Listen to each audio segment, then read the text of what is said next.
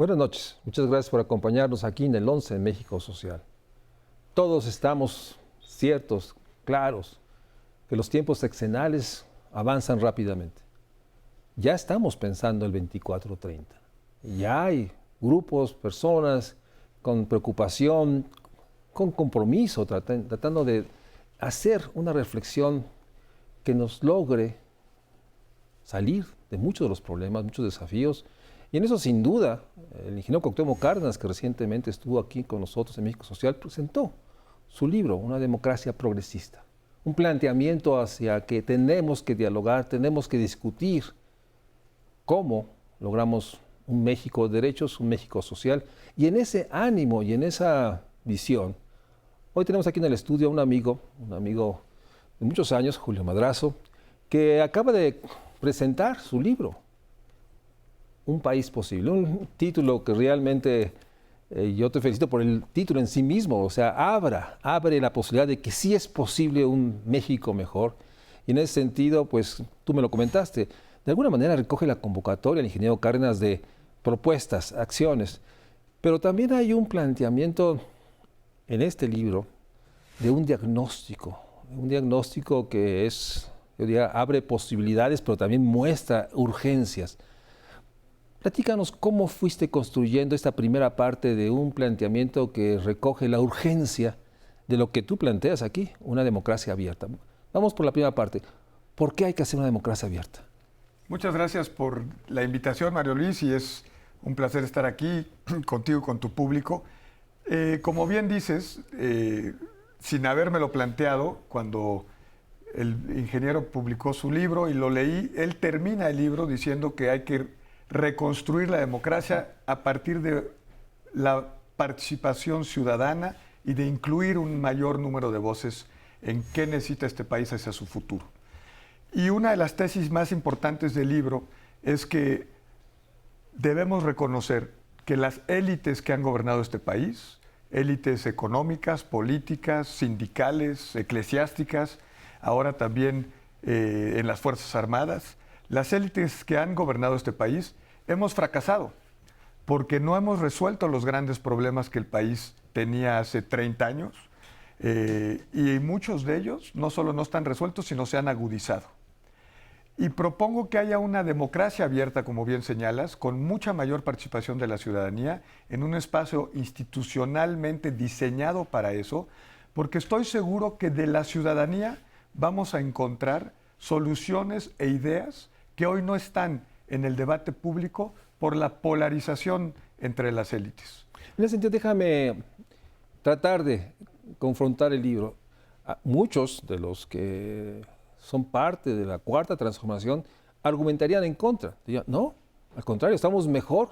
El presidente recientemente en su cuarto informe dio un recuento de que vamos mejor en todos los aspectos. Tu libro, como el ingeniero Cárdenas, como lo que escribimos en México Social, muchos de nosotros, planteamos que no estamos mejor, sino al contrario. Es una complejidad mayor de un presidente que tiene el aprecio de muchísima, o la mayoría, y un gobierno que tiene graves problemas. Entonces, ¿qué les dirías a la gente que, digamos, que son afines al planteamiento del presidente con respecto a la afirmación de que estamos peor que hace 30 años? Tu libro sostiene y argumenta, pero ¿cuáles serían los puntos finos que tú dirías que preocupan a ti y a todos nosotros sobre el diagnóstico de país? Una de las cosas más importantes que logró capturar el candidato López Obrador y hoy presidente López Obrador es justamente ese cansancio y ese hartazgo de la sociedad con el sistema económico y político que veníamos viviendo. Y ese hartazgo sigue ahí y está latente. El presidente ha sido muy hábil y en ese sentido es el político más antisistema que hay hoy en México. El libro describe cómo tanto la democracia liberal como el capitalismo han evolucionado desde que nacieron juntos en el Renacimiento. No es un libro académico, es un libro platicado. Y esa evolución, desde mi punto de vista, dejó de ser en beneficio de la mayoría de la gente.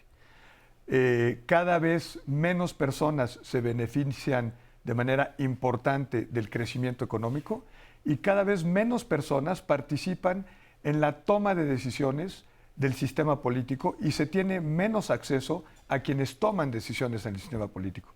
Y eso no solo es exclusivo de México, ha pasado en muchísimas latitudes. De hecho, se ha escrito mucho también acerca de cómo presidentes muy autoritaristas llegan a gobernar vía la democracia, vía un sufragio, una elección, pero que una vez electos socavan, atacan o disminuyen las libertades sociales, económicas de una democracia. El planteamiento está centrado entre muchos puntos, pero sobre todo uno es que tenemos realmente una crisis del sistema de partidos. Los partidos ya no son lo que fueron en la idea liberal o el siglo XX, una estructura que permitía eso, transmitir diferencias, opiniones, incidir en el gobierno. O sea, tu planteamiento es ir más allá de los partidos, es complementar los partidos, es hacer algo además de los partidos. O sea, ¿cómo podrías describirnos el planteamiento de una democracia abierta? Yo creo que esas tres es hacer algo que sea complementario y que vaya más allá de los partidos, que los partidos políticos van a seguir existiendo, son el mecanismo para el acceso al poder vía las urnas, pero lo que propongo es que las urnas, el sufragio, no sea lo único que tenga nuestra democracia, que nuestra democracia tenga un espacio deliberativo, ciudadano, que se complemente y que sea un espacio que dialogue con los otros poderes. No estoy sugiriendo en lo más mínimo que acabemos con la división de poderes como está establecida hoy. Ni los partidos. Ni los partidos. Más bien que le añadamos un elemento más, una cuarta pata a la mesa de la democracia mexicana. Que además del Ejecutivo, el Legislativo y el Judicial, tengamos un espacio donde los ciudadanos tengan cada vez más poder real, para incidir en lo que los otros poderes tienen que hacer. ¿Qué se requiere para iniciar? Esa es la pregunta. Para que se inicie un proceso de una democracia abierta, ¿cuáles son los pasos? O sea, ¿por dónde empezamos? Porque las mismas élites van a decir, no, así, estamos en democracia, una democracia electoral. ¿Cuáles son los 4 o los 3 supuestos que son necesarios para abrir el proceso? El primero, como bien señalas, es la voluntad política de los partidos políticos para poder legislar y crear una institución de esta naturaleza y que sea formal. Podemos empezar a hacer ejercicios informales. Lo que propongo en el libro es que el INE eventualmente se convierta en el Instituto Nacional de Participación Ciudadana para que, como te decía, nuestra democracia no sea solo plebiscitaria. Están muy bien las elecciones, están muy bien las consultas, los referéndums, pero no es suficiente. No solo no es suficiente, hoy además, con las redes sociales, con los algoritmos, etcétera, agudizan la polarización. Han dejado de ser procesos de diálogo y de entendimiento mutuo. Ese diálogo y ese entendimiento mutuo, la capacidad de establecer puentes de confianza, lazos con otras realidades, creo que tiene y necesita un espacio diferente. El segundo reto importante que señalo en el libro, lo llamo la arrogancia de las élites, porque tenemos que aceptar, y para muchos parece una propuesta muy audaz, incluso me han dicho en otros programas utópica, que la ciudadanía común y corriente tiene la capacidad de entender cualquier tema, de aprender de cualquier tema y de darle recomendaciones a los otros poderes de qué quisiera. Una de las cosas que propongo en el libro es que tengamos uno de estos ejercicios sobre sustentabilidad y medio ambiente. Alguien te diría, pues para eso están las consultas. ¿Cuál es tu crítica a las consultas? Que la consulta minimiza el debate en blanco o negro. ¿Sí o no? Sí o no. Fósiles o limpias. Pero ahí no se agota el debate. Limpias, cómo limpias o en qué medida, en qué zonas, con qué esquema económico o en qué se van a beneficiar las comunidades, cuál va a ser la participación del Estado, con qué reglas invitamos a más inversión extranjera a México a generar energía solar. Viene todo el mundo, parece. Sí, en ese sentido está claro que el diálogo no se da a través de consultas. Pero déjame cerrar esta primera parte con el gran tema. Cuando hablamos de élite en este país, hablamos del presidente de México. Es el presidencialismo mexicano que es vertical, que se requiere su voluntad, es la realidad, para hacer cualquier transformación. Ahí creo que tenemos el gran tema de enfrentar el presidencialismo mexicano. Sí. Y yo creo que hay que superar esas figuras tan fuertes en nuestra democracia, que una democracia más madura es una democracia en la que más gente participa. También requiere, obviamente, que los propios ciudadanos asumamos con mayor responsabilidad nuestro papel como ciudadanos de esta democracia. Pero como bien indicas, el presidente ha sido un mecanismo, y yo creo que como hace muchos años no teníamos un presidente tan cercano al pueblo, a lo que la gente buscaba de un nuevo presidente, pero veo muy difícil que ese atributo del presidente López Obrador se traslade a cualquier presidente o presidenta en el próximo gobierno. Iniciabas el segmento justamente hablando de que ya estamos pensando el 24 al 30.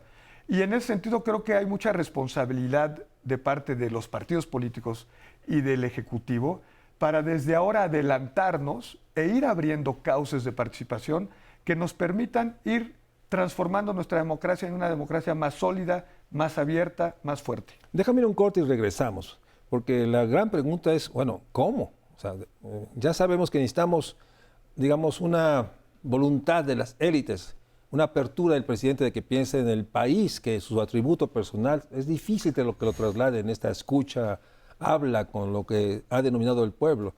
Pero la parte, digamos, instrumental es uno de los temas que está en el libro. Y hay yo diría, un recuento de experiencias en otras partes del mundo que han logrado que a través de este mecanismo de democracia abierta poder tener este diálogo. De eso hablaremos regresando del corte.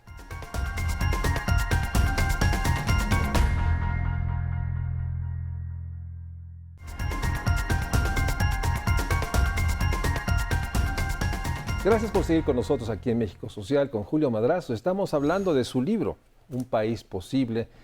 Y cerramos el segmento pasado con esta enorme, yo diría, convocatoria al presidente de la República de pensar en los próximos años y décadas de construir un cuarto segmento que permita un diálogo ante una sociedad que yo tengo el mismo supuesto que tú, que quiere dialogar, que quiere hablar, que quiere decir, pero los partidos no son el mecanismo.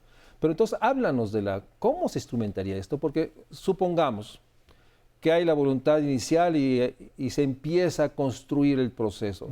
Llévanos cómo te lo imaginas y en qué temporalidad. ¿Cómo podríamos construir un instrumento de diálogo abierto, pero que intuyo se vuelve permanente y se vuelve después parte de la manera de construir gobierno? Pero vamos al inicio. ¿Cómo planteas en tu libro la construcción de una democracia abierta? Y acababas de señalar en el segmento anterior que hay ejemplos muy concretos de cómo se ha hecho en otros países. Ya hay bastante escrito en términos de esas experiencias. A mi juicio, de lo que pude investigar, la que hizo Jacinta Arendt, iniciando su mandato en Nueva Zelanda, me parece uno de los ejercicios más eficaces y completos de esta naturaleza. Lo que ella hizo, y es lo que propongo parecido hacer en México, es convocar a un grupo de 180 neozelandeses de manera aleatoria, que es lo primero que la gente, digamos, respinga. Sí. De 180 mexicanos. ¿Sí? 180 mexicanos. Propongo que lo haga el INE. Tiene muchísima experiencia insaculando funcionarios de casilla.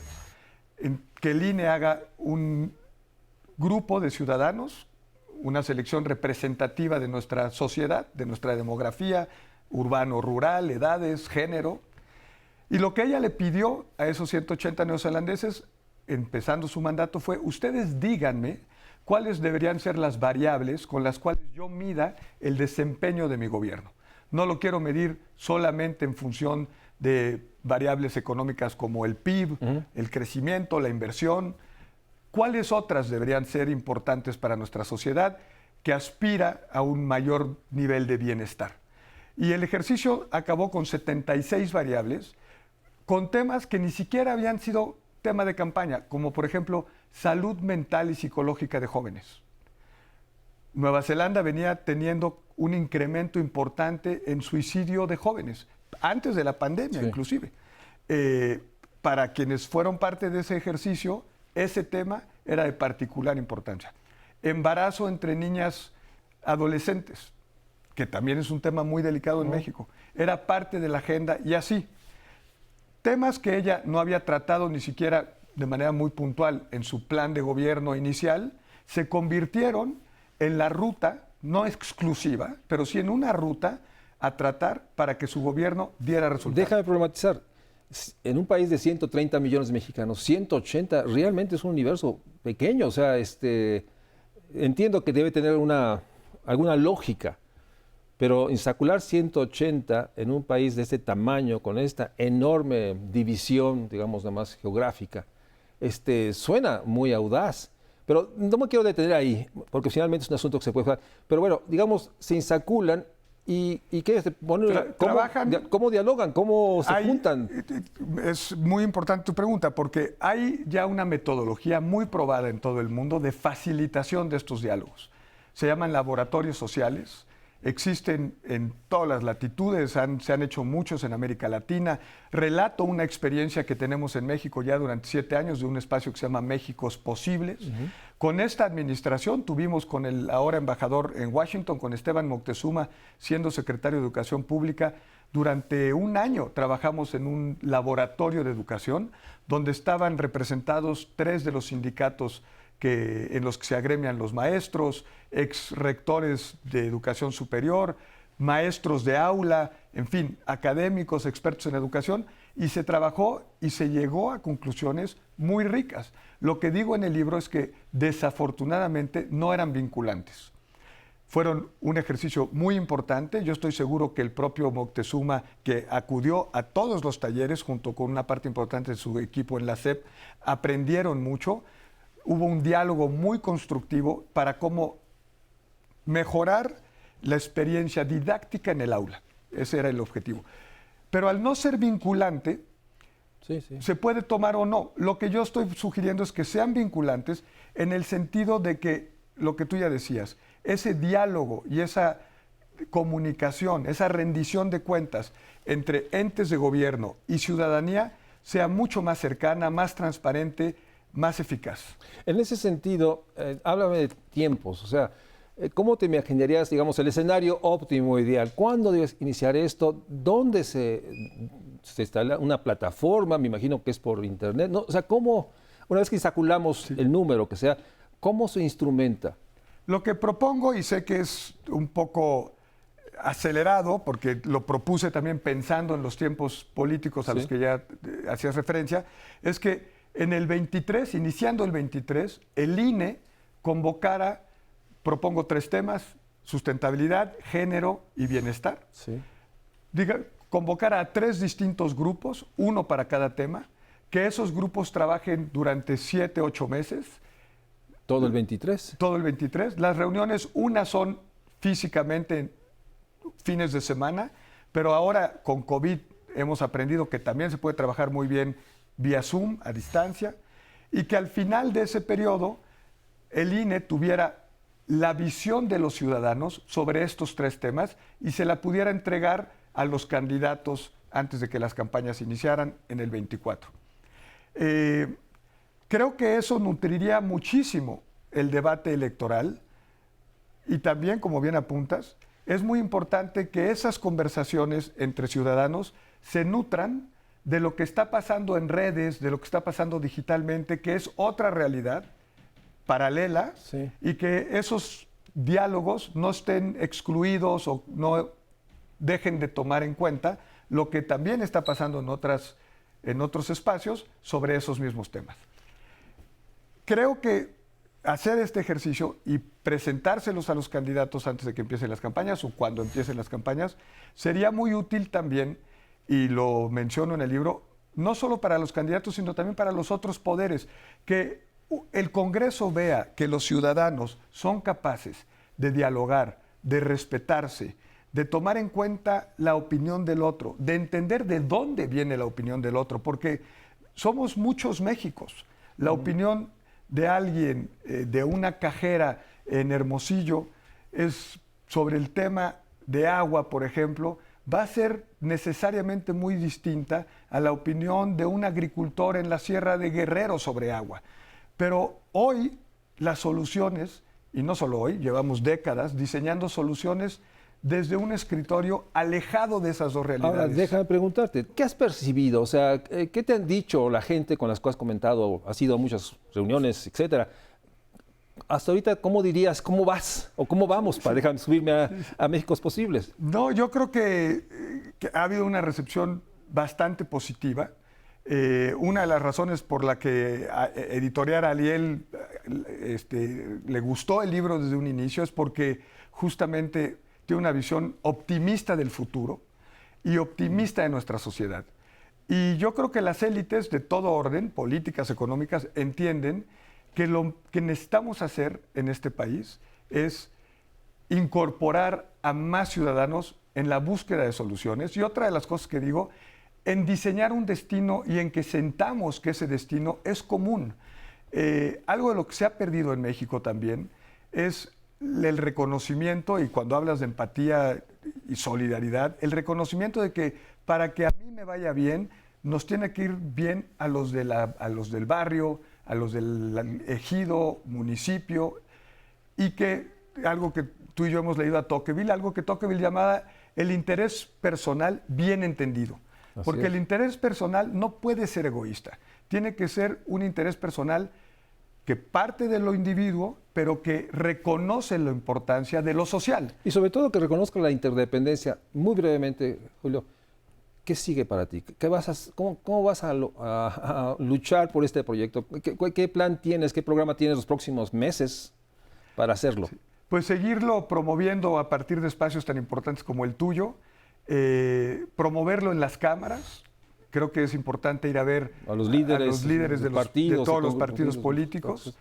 Y con los empresarios, con todos ellos. También, y particularmente con las universidades. Yo creo que las universidades, que siguen siendo un espacio de confianza, de respeto, de prestigio en nuestro país, instituciones como las universidades, la verdad no es que haya muchas en el andamiaje y en la estructura social, económica y política de México, creo que las universidades podrían jugar un papel muy importante en promover un espacio de esta naturaleza. Julio Madrazo, muchas gracias por estar en México Social. Comparto la enorme importancia de tener una visión optimista, no fatalista del futuro. Sí podemos construir un país de derechos, un país de posibilidad para todos, es posible, y sí tenemos que enfrentar el enorme desafío. Para eso necesitamos dialogar más, encontrarnos más, dar cuenta de nuestra interdependencia. Y en el fondo, en el centro, esa es la propuesta que hace Julio Madrazo y que creo que debemos todos leer y también buscar construir pues ese sustento para que se dé. Julio Madrazo, felicidades por tu libro. No, gracias a ti, Mario Luis, muchas gracias. Buenas noches, gracias.